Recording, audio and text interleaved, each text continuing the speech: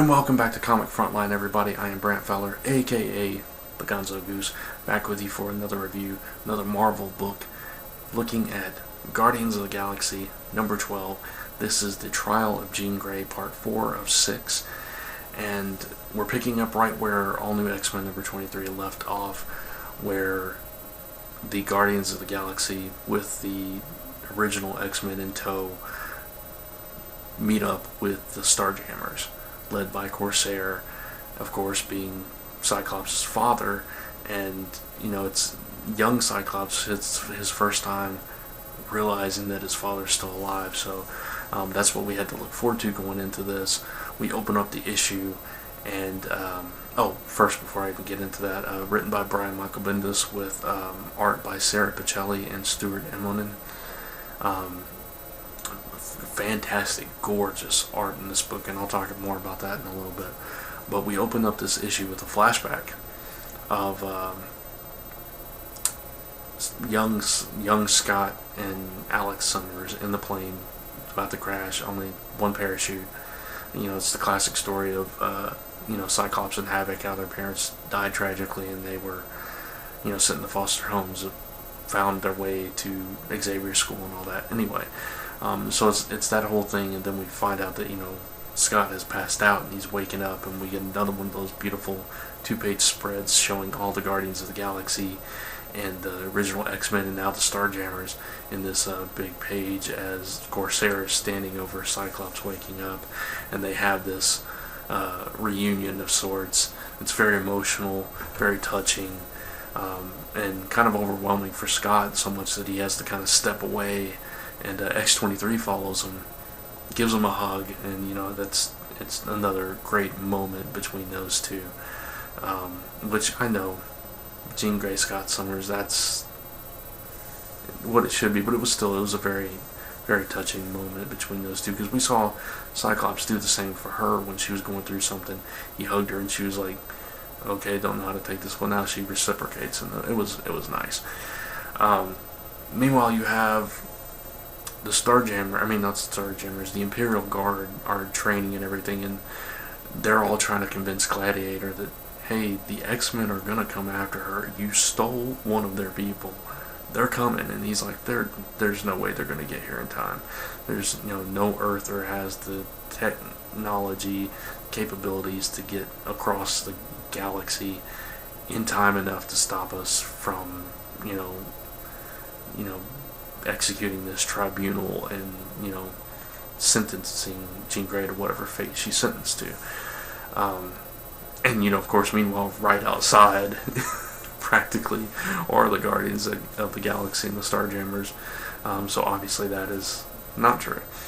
And Jean Grey, Oracle's still trying to convince Jean Grey, rein in your emotions or it's going to hurt you in this trial, or this tribunal, because she doesn't really get a trial.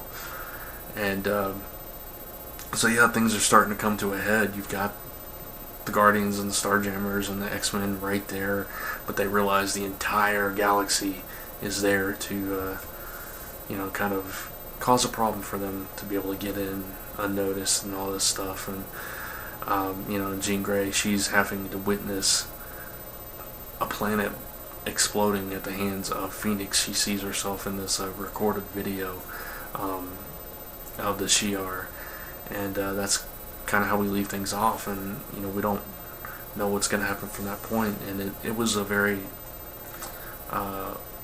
very poignant issue. I thought it was fantastically scripted.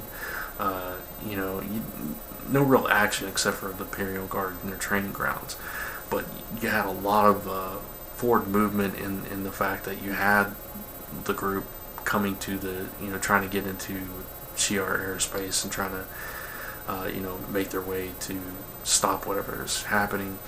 You had a part I didn't even mention was Star-Lord's father is now aware that that Star-Lord's involved and the Guardians are involved, and now he's going to have to interject himself into this, and he's apparently a big wig in the Space Council, whatever this intergalactic council is, and so he's going to interject himself. We're going to have to see that play out too. And you have the entire Shi'ar and the other alien races there converging, waiting for Jean Grey to be punished, and all this going on. Like I said, the art was fantastic. The emotional moments. There's this one scene that I mentioned where X-23 and Cyclops are embracing, and there's tears running down Cyclops' face because he realizes his father's alive, but his mother didn't make it, and this is a hugely overwhelming thing for him. Jean Grey's been kidnapped and put on trial, and his father's alive, and he's in space now, and he's out of time, and all this stuff. It's a huge deal. So they really captured that in the art here, and this was a fantastic issue. I'm loving this story arc. This was probably the best Guardians of the Galaxy issue in the whole crossover so far. So yeah, like I said, I thoroughly enjoyed it. I'm actually going to give this issue a 4.5 out of 5 for Guardians of the Galaxy number 12. I'd highly recommend checking out this whole story, even if you buy it in trade or whatever. I just think it's a very interesting and very beautifully done story so far. But of course, we'll have to wait and see how it ends. We've got 2 more parts to go, and then we'll see how it all wraps up and see how the characters go apart, because we already know that Cyclops is getting a solo series. It kind of teases that he's going to be in space, so is he going to go off with Corsair? It's quite possible, so we'll just have to wait and see what happens. But 4.5 for Guardians of the Galaxy number 12, and that's going to wrap up this review. Check out all the other reviews and other content right here on Comic Frontline. So much we're giving you guys on a daily basis. Please check it out. Thank you so much to our 500 subscribers. Contest is underway. Go check out giveaway contest video for details how to win that beautiful Green Lantern Kotobukiya artifact statue. And check out comicrelated.com and comicfrontline.com, both your number 1 source for your comic news, reviews, podcasts, webcomics, so much more. Check out the Zone 4 podcast every Friday right here on Comic Frontline, as well as zone4podcast.com, comicrelated.com, and various other sources. Going live every Friday night right here on Comic Frontline, though. And, excuse me, Hall of Toys every single month as well on Comic Frontline. Look for that Toy Fair special coming soon. So, with that, I think that's everything. So, thanks for watching, and I'll see you in the next video.